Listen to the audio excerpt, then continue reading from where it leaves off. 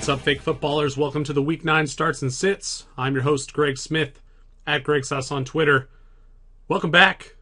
Let's dive right into our review of the Week 8 picks. Quarterbacks are first, as usual. Drew Brees, Eli Manning, sound the rap air horn. Bwah, bwah, bwah, bwah, bwah. These guys killed it. QB1 and QB2. I obviously didn't have them ranked quite that high. Brees at 6, Eli Manning at 11. And just ignore the fact that, I had Matthew Stafford somehow ranked above Eli Manning. Oh, God, what a train wreck that was. But we tabbed Brees and Manning as the starts, and, they delivered. They did a great job. What was a crazy shootout game. It was a lot of fun to watch. Stafford, aforementioned, not good at all. QB 23, didn't even crack double digits in points. Fitzpatrick had a rough week as well, but there was an injury that led to that. He did come back in the game. He's supposed to start this week, so we're not going to worry too much about that. Jameis Winston, QB 11 with almost 20 points. I had him ranked 21, said he was a good 2 QB play, but he did a lot better than that, delivered QB1 numbers. That's pretty good. I do like him a lot going forward. Their schedule's pretty soft, including this week. They've got a matchup against the same team that Drew Brees just hung 46 on, so keep that in mind, and we'll get to more on that later. Sit side, Tannehill, Luck, Manning, all outside of the top 15. Good calls there. Derek Carr, QB5, almost 30 points. I really thought the Jets defense would give that Oakland offense more trouble. And, I think that looking forward, we have to respect this Oakland offense even more. And they may be matchup proof to some extent. So keep an eye on that. Colin Kaepernick, QB22, also didn't hit double-digit points. Got benched for Blaine Gabbert. Things are looking grim in San Francisco. Let's get to running backs. Chris Johnson, not a great call. I didn't read him out here because he still got you 7 points. And for a running back in Week 8, that was actually not terrible. I mean, he finished his running back 28, but running back scoring was down kind of across the league. As you can see, Jonathan Stewart was RB8, and he only scored 12.3 points. Not excellent. Danny Woodhead, I'm going to straight up say that was a bad call. He didn't do much, only 4.5 points. LeGarrette Blount, kind of along the same lines as Chris Johnson, RB23, 7.4 points. He was okay. Darren McFadden delivered almost 12 points, finishes RB10. Again, just a low-scoring week for the position. Theo Riddick, not a great job, but if you have him in a PPR league, that's probably where you're starting him anyway, and these points would obviously go up in that case. Reggie Bush got hurt, out for the year. It's really too bad. I was hoping that he'd be able to deliver some, solid PPR value playing behind a hurt Carlos Hyde. Speaking of Carlos Hyde, he didn't play at all. We said he was a sit because of his broken foot, and they just held him out altogether. Who knows if he'll play this week? He probably won't. It seems like the Niners are probably just going to try to shut things down, get a high draft pick, and move forward, looking to next season. Latavius Murray, skipped over him because maybe he did pretty good. Running back 10, tied with McFadden with 11.9 points. Again, that Oakland Raiders offense did a lot more against the Jets than I was anticipating, and we need to keep them, in higher esteem for future weeks. Amir Abdullah, Andre Ellington, James Starks, Chris Polk. Most of these were pretty obvious stayaways, but it's good to see that a couple of them just were abysmal. Abdullah and Ellington didn't even get a point, which, if you thought about maybe starting either of those guys, and if any way I pushed you off of that, I'm glad that worked out because they did nothing. Chris Polk, we talked about him. Melvin Gordon, an interesting case, RB31, 6.1 points.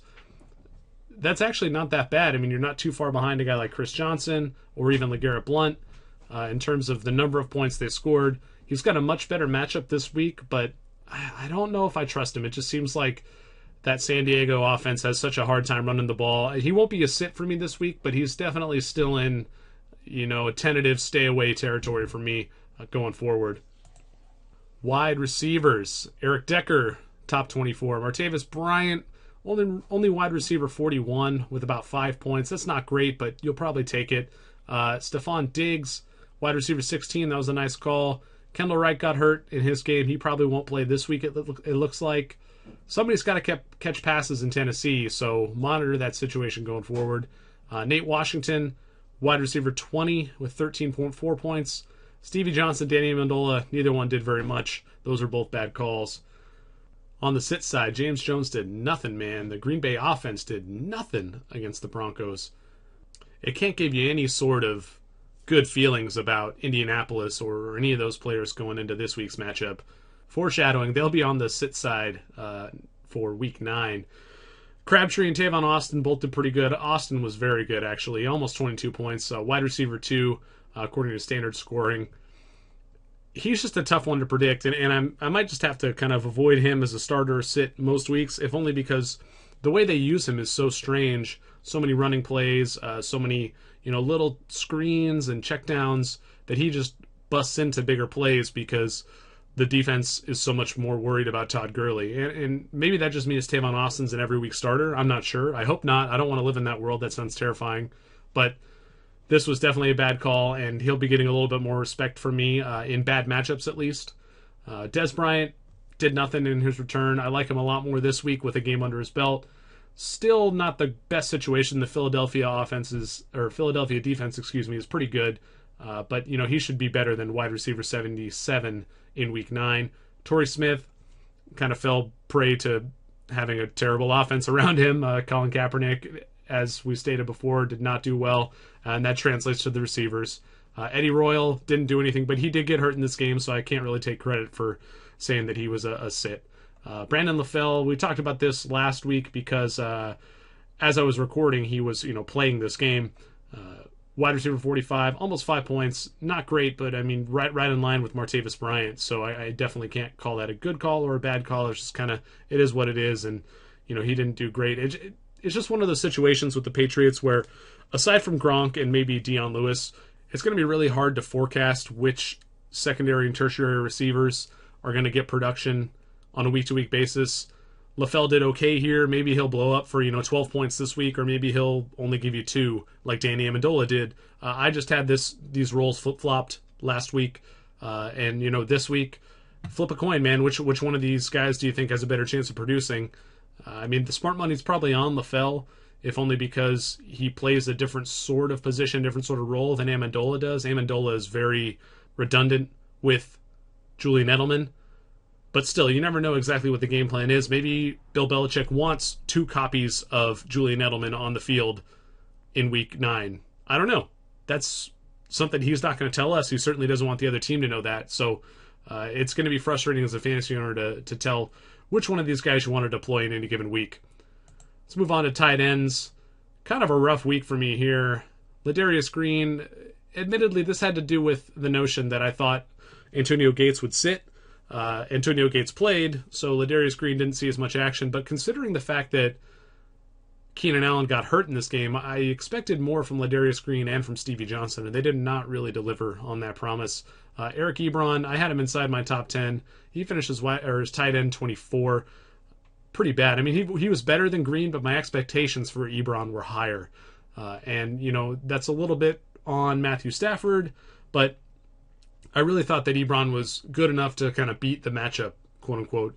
So maybe he's not, and we need to monitor that. Crockett Gilmore was a fine call, tight end 14. He caught a touchdown on, I think, 2 catches, 4 targets. I had no yardage. These are all just touchdown points that we're looking at. But that's what you want from your tight end, and he hit that.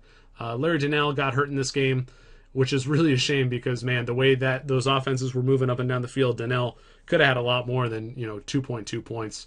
On the sit side, Witten was a good call. He didn't do much. Vernon Davis was a good call, admittedly easy when you consider Kaepernick. Richard Rodgers, same boat, didn't do much against an awesome defense. I was half right about the Colts tight ends. Dwayne Allen didn't even get half a point, finished as tight end 48. On the other hand, Coby Fleener, tight end 10 with over 10 points. Ouch.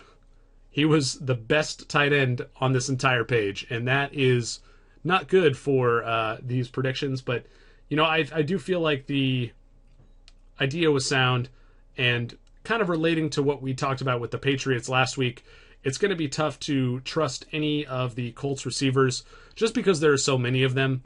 It looked like for a while there that Moncrief was really going to become the go-to guy, the possession receiver.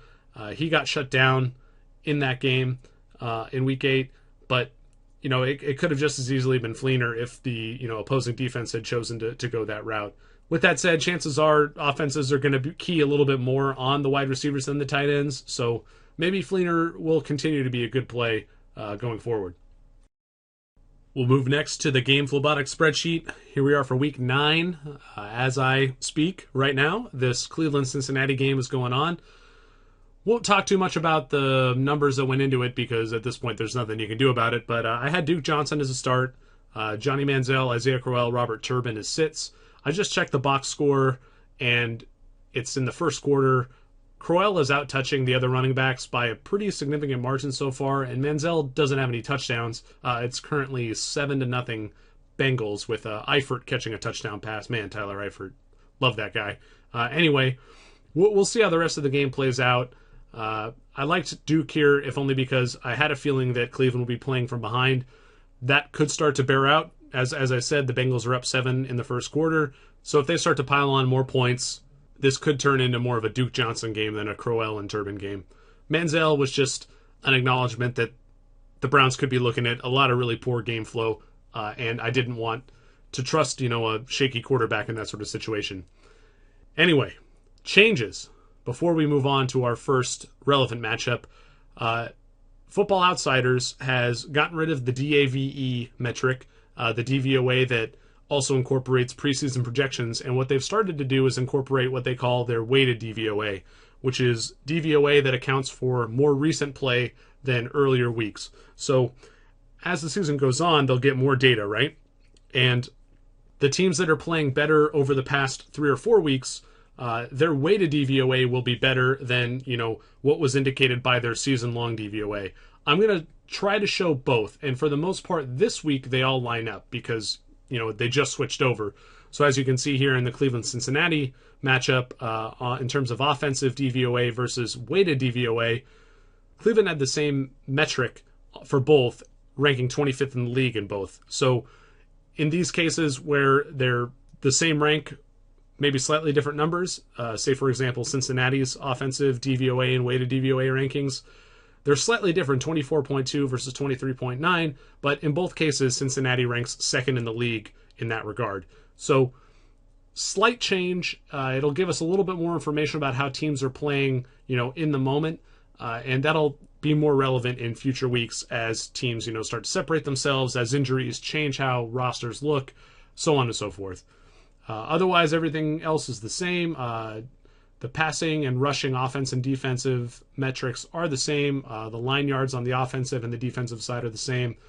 So without any further delay, let's get to our first matchup, Green Bay and Carolina. Green Bay's slight favorites here on the road against a tough Carolina defense. Carolina looked really good against the Colts there for a while and then let the Colts back into the game. The over-under here is not small. Both these teams have pretty good defenses, but the total is 46.5 points. So we should see the teams moving the ball a little bit, scoring some touchdowns from time to time at the very least.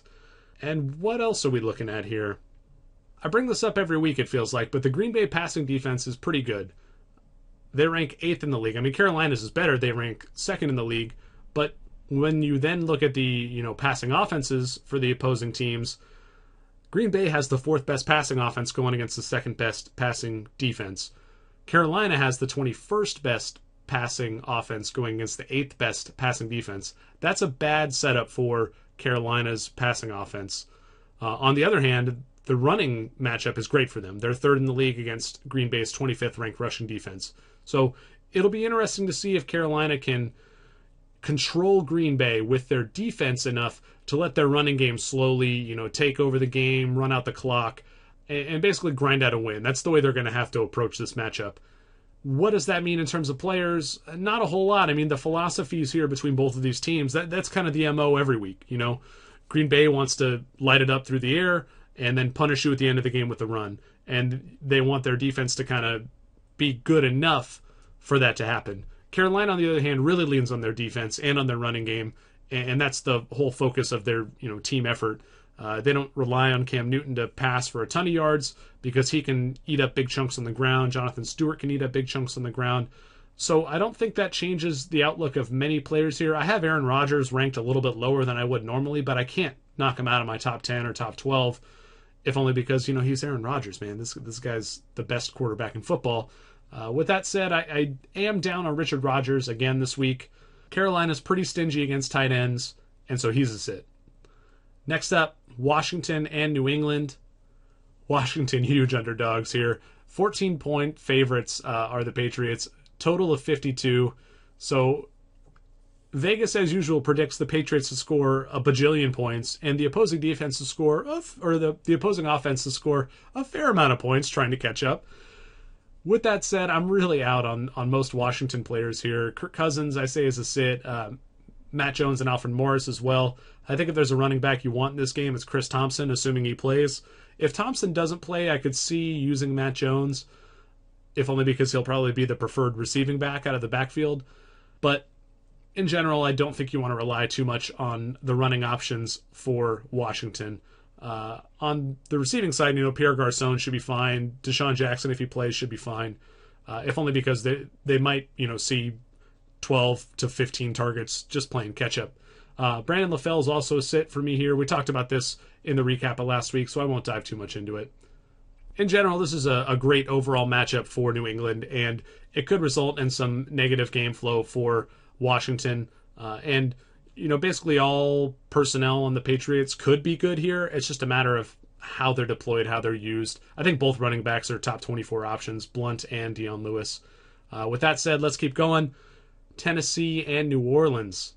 Tennessee, 8-point underdogs here on the road. There was no over-under for this game, and I'm assuming that has to do with Mariota, whether he plays or not. And that does dictate how much I like Tennessee's chances to keep this game close. It's been proven that Zach Mettenberger is not really up to the task of being an NFL quarterback. In general, I'd expect a fair amount of production from the New Orleans offense at the very least. Tennessee's defense is good by DVOA. They rank 9th in the league, 5th against the pass. They're very bad against the run, though, 30th in run defense DVOA. So I think you got to fire up Mark Ingram. That's a no-brainer. But I'd also use CJ Spiller in this game. He's a start for me. On the other side of the ball, New Orleans defense is not good. Worst in the league according to DVOA, with the worst passing defense and the 22nd best rushing defense.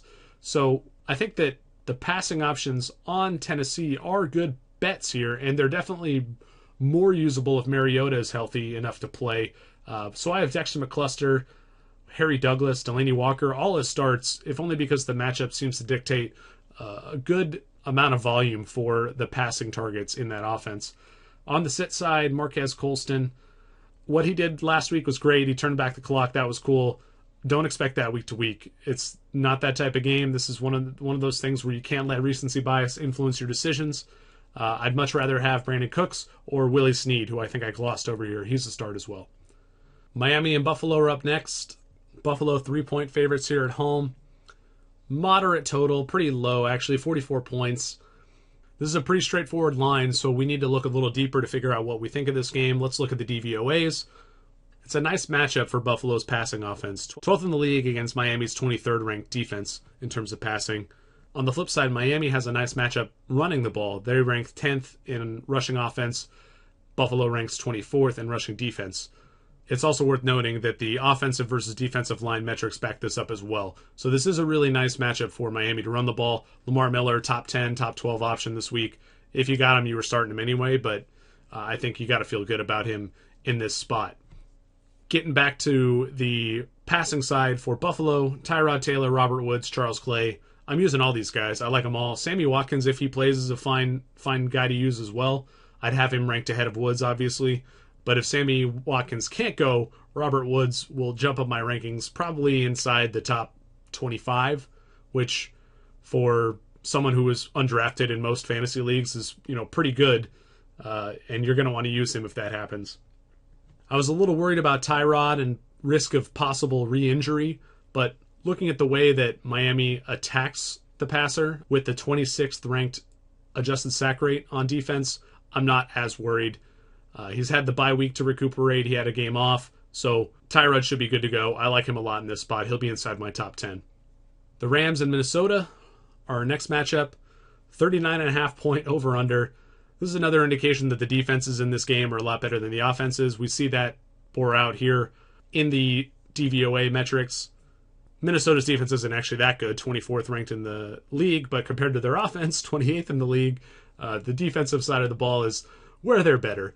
And the big inference here is that you're not going to see much scoring. So in general, I wouldn't look to play anyone in this matchup aside from the studs, your Todd Gurley's, your Adrian Petersons. I think that Tavon Austin, as discussed earlier, might fit that bill to some extent. But while Minnesota's defense is 24th overall, they're much worse against the run, 26th, than they are against the pass, 17th. So it will behoove the Rams. Oh man, behoove and Rams? Rams have hooves. I didn't even realize what I was doing there. Anyway, it'll behoove those Rams to run the ball more than they pass it. Tavon Austin is one of the guys they use to run the ball.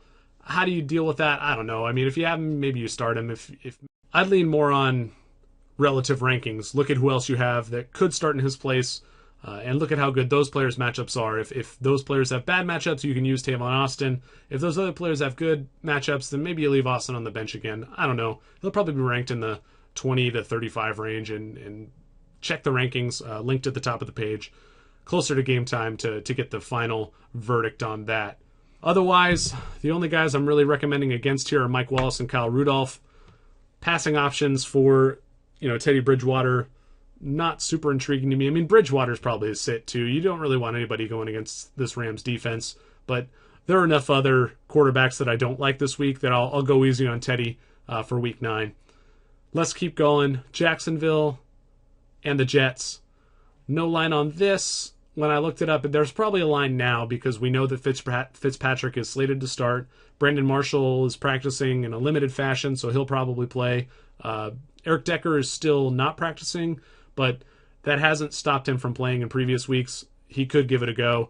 We'll just have to wait and see. I'll try to update these lines at some point on Friday so that we have a better indication of what we should be doing in this game. With that said, I have Ryan Fitzpatrick as a start here. The Jacksonville defense is not that good, especially against the pass. They rank 28th in the league. So Fitzpatrick should be usable. My concern here is that maybe he aggravates his non-throwing hand injury. Maybe he gets hurt some other way, and they go back to Geno Smith.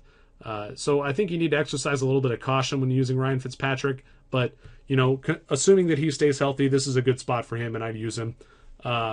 Blake Bortles, I'm out this week. I actually like him a lot on the balance of the season. I think he's going to be a little underrated. People really expect him to fall off a cliff, and I don't know if it's going to happen because aside from this week, and I think their schedule is pretty soft going forward, but against the Jets, this Jags offense is not as good as the Oakland offense that put up all those points on the Jets last week. So Jets are also at home here. I don't like the Jags offensive options. Bortles and Yeldon are sits. I do like Allen Hurns a little bit, mostly because I expect the Jets to focus on Allen Robinson. Hurns is questionable for this game, so be ready to swap him out if you have him active going into Sunday. But Hurns is the secondary receiver, and Julius Thomas to some extent could see some good value in this game. So I wouldn't be afraid of using any of those receivers. But the guy who can commit the mistakes, throw interceptions, get you negative points, Blake Bortles, no thanks, I'm out. Speaking of Oakland, they're next traveling to Pittsburgh to play the Steelers. And the Steelers defense is, better than it was at the beginning of the year. They rank 11th in DVOA, 6th against the run, 13th against the pass. Not a great matchup for most offenses, but after what we saw the Raiders do to the Jets last week, how much stock can we put into the Pittsburgh defense? I'm not sure. I really think the Oakland offense has turned the corner. I'm not going to be surprised if they, crap the bed here and, leave us all high and dry after we plug Derek Carr in, thinking that he'd be good. But, I'm willing to take that risk. I've got Derek Carr as a start. Amari Cooper, I think you're starting him every week. But I wanted to note him here because based on the way that they're playing, based upon the matchup here, where Pittsburgh could score a lot of points on the other side of the ball, Amari Cooper might just be a top 10 guy this week instead of a top 15, top 20. So he'll be ranked as such by me, and I like him a lot. I wanted to note that. On Pittsburgh's side of the ball, D'Angelo Williams, Heath Miller, I'm using them both. Heath Miller especially, has a nice matchup here. The Oakland defense has been awful against tight ends, and they really do have to worry more about guys like Antonio Brown, Martavis Bryant, and the running game, D'Angelo Williams. Heath Miller should be open a lot in this game, and I expect him to deliver a solid fantasy performance after he had a really nice one last week. Moving on, the New York Giants and the Tampa Bay Buccaneers.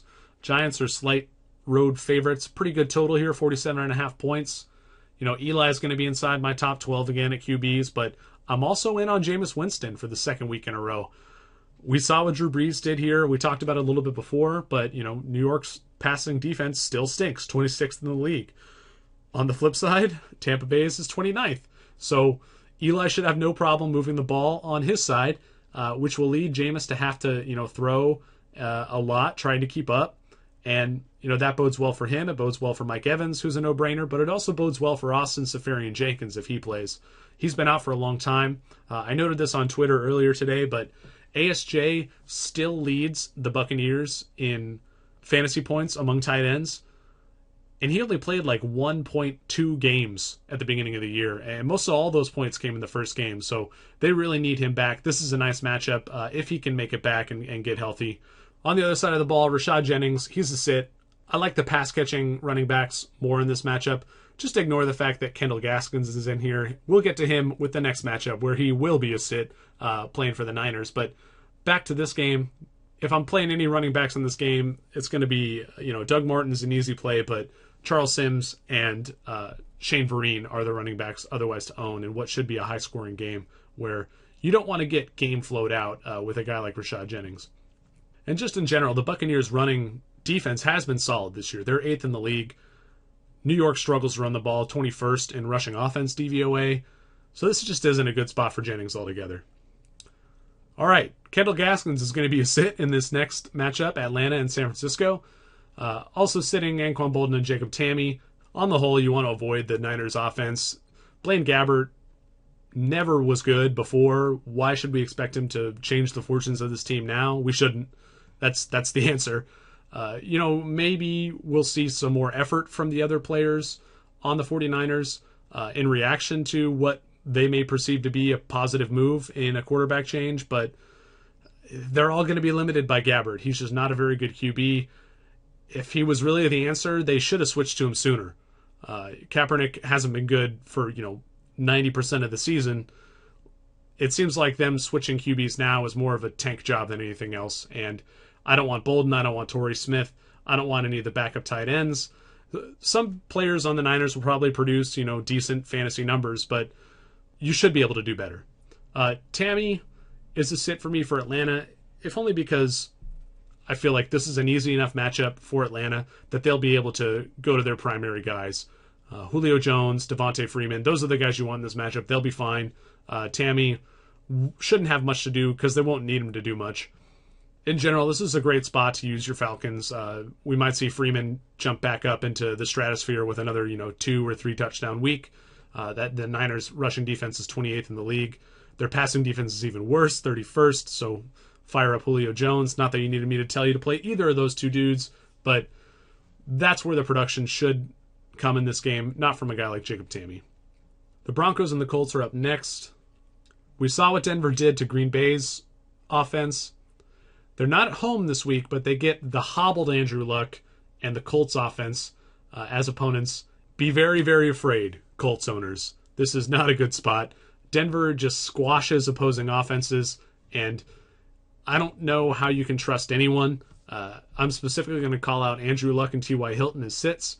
These are guys that are, normally top 10, top 20 for Hilton type of players, and I can't in good conscience rank either of them that way this week. On the start side, I like C.J. Anderson. The Colts' rushing defense is not great, 14th in the league, and we saw what the Broncos want to do. They want to basically, they're playing by the same rules that Carolina is. They punish you on defense and then just grind you out with short, high percentage passing plays and the running game. It looks like C.J. Anderson is finally healthy after some turf toe problems early in the season. Him and Ronnie Hillman should be fine here. It is a little worrisome that Indy tends to defend the run well with their defensive line. They rank 10th in adjusted line yards on defense. But with that said, this is just one of those games where I think the volume alone will be enough to get Anderson and Hillman over. Philly and Dallas are next here, Sunday Night Football. 44.5 point over-under. probably not what most would have expected at the beginning of the year when, Tony Romo was healthy and the Philly offense had all that promise. But, we've fallen down to this point where this is just another boring football game with a couple of pretty good defenses and mediocre offenses. The big takeaway for me in this game is that the Philly defense is legit. Third in the league in overall defense, passing defense third in the league, rushing defense seventh in the league. What does that mean for the players? Well, for Dallas, it means that they're going to have trouble passing the ball. And while I do expect Dez Bryant to do better this week than he did last week, I don't know if he's a top 10 player yet. I don't like the matchup, and he might not be quite 100%. And he still has Matt Castle throwing him the ball, so temper your expectations with Dez. I'm not going to say he's a sit, but one player that is a sit for me is Terrence Williams. He just didn't get any work now that Dez is back. And again, this is the Matt Castle effect too. You really don't want him or Jason Witten when it looks like they're just going to try to force feed Dez, whether he's healthy or not. And in general, the Philly defense dictates that this isn't a good matchup anyway, so avoid them. The Cowboys' running game, on the other hand, I think could be okay here. The matchup isn't good, but we saw last week what they could do in a tough matchup with Darren McFadden. They really trust that offensive line to go out there and open up gaps, and it worked last week, and it's going to have to work here again this week. Their best chance to win when Matt Castle is under center is to run the hell out of the ball, and that bodes well for Darren McFadden. I think that he's just, as long as he's healthy, a top 20 play, even in tough matchups. The only matchups where I'd be really afraid to use McFadden would be against excruciatingly tough defenses that are paired with good offenses. I don't know if I'd want to use McFadden against the Patriots, for example, because even if the Cowboys need to run the ball a lot to win the game, a really good offense could put them so far behind that game flow will just take McFadden out by default. Even if they want to run and know they need to run, they might not be able to in those types of matchups. I don't think that's the case here against Philly. Yeah, we've seen that, this offense with Sam Bradford is not that good. Their offensive line has a lot of problems, and that's led to struggles for the entire offense. So Bradford's a sit. I like DeMarco Murray here a fair amount. I just noted the problems with that Philly offensive line. They're 31st in adjusted line yards for the running game. But Dallas's rushing defense isn't that good. 20th in DVOA, 18th in adjusted line yards. So Murray could have some room to run. It seems like they're trying to tailor the plays in that offense a little more towards his running style, which is good. But you do have to worry about Ryan Matthews stealing some carries, Darren Sproles stealing some snaps. Murray's definitely usable. I don't know if he's top 10, but he's probably top 20. Last up, Monday night, Chicago and San Diego. San Diego 3.5-point favorites here at home. Big total, 49 points. And we love seeing those because that means we're going to get some offense. And the DVOA backs that up. Two of the worst defenses in the league here. 28th ranked Chicago, 29th ranked San Diego. Both of them are miserable against the run and bad against the pass. So both offenses should be able to do whatever the hell they want. And that bodes well for all of the offensive players. Phil Rivers is a top 5 guy. Jay Cutler's in the top 10 for me this week. Jeremy Langford, we picked him up off waivers, and I don't know how good he really is, but again, he's going against the worst rushing defense in the league, and he's the guy. He's the feature back, most likely, in Chicago, so I think you can start him with confidence. Stevie Johnson filling in for Keenan Allen, and if you want to go deeper, I have Dontrell Inman here. The question mark is just because you could probably do better at wide receiver, but I like Inman as an upside play if you're stretching, or maybe a nice cheap DFS option for GPPs. He's a guy to keep an eye on. I'd rather take a wait-and-see approach with him in yearly leagues. See how he does this week, and if he performs well, if he gets plenty of targets, then next week we can fire him up and start to use him with more confidence, assuming, the matchups are good like this one is. But, yeah, keep an eye on Inman. This could be a game where he succeeds, because we didn't see Stevie Johnson or Ladarius Green really do much in Keenan Allen's absence last week. Not that Inman did much either, but how the target share shakes out here is going to be really important to this offense moving forward for fantasy purposes. And that wraps things up. Thank you as always for watching here at the Fig Football. I'm hoping that all of your leagues are going well. I know that, for some of you, they probably aren't, and that's the nature of the game. Variance is going to, kick you when you're down every once in a while. Fantasy football is a cruel mistress. I would recommend that if you have kind of fallen out of contention in some of your yearly leagues, maybe turn an eye towards DFS, and that gives you a little more flexibility, especially when it comes to a piece like this, the starts and sits. I may tell you to start, 15 players every week, but if you don't own any of those players, if they're all on other rosters, how does that help you? Well, it helps you in DFS if you want to go on to DraftKings or FanDuel or wherever else and plug those guys in, build a lineup around those guys, assuming the prices are right. That's something you can do here. And you can use all this DVOA stuff to do that in general. You don't have to necessarily pick the guys that I pick. You can, again, like we looked at the Minnesota game earlier. I said that I didn't want to use Mike Wallace or Kyle Rudolph. And you can kind of infer from that I don't like Teddy Bridgewater, right? You can do that on the offensive side as well. I may say to start Stevie Johnson and Dontrell Inman in this Chicago-San Diego game. If I'm saying that, that means that I like Phil Rivers too. So he's obviously a guy I'd like in DFS if the price is right. Anyway, use all these tools in any way you want. It doesn't have to be specific to any type of league. Again, I'm trying to provide you with the means to figure stuff out for yourselves. And I like to be the guide along the way, but I understand that everyone has a different circumstance. Everyone's league is different, whether it's by scoring or roster size or number of teams in the league. And if you want to see different types of content from these starts and sits, let me know. If you want me to go deeper, dig a little further down the ranks into, wide receiver 5 territory, who would I start down there? I'd love to hear about it. So hit me up on Twitter, drop a comment down below the video here on the Fake Football, and good luck in Week 9. We'll catch you next time. Adios.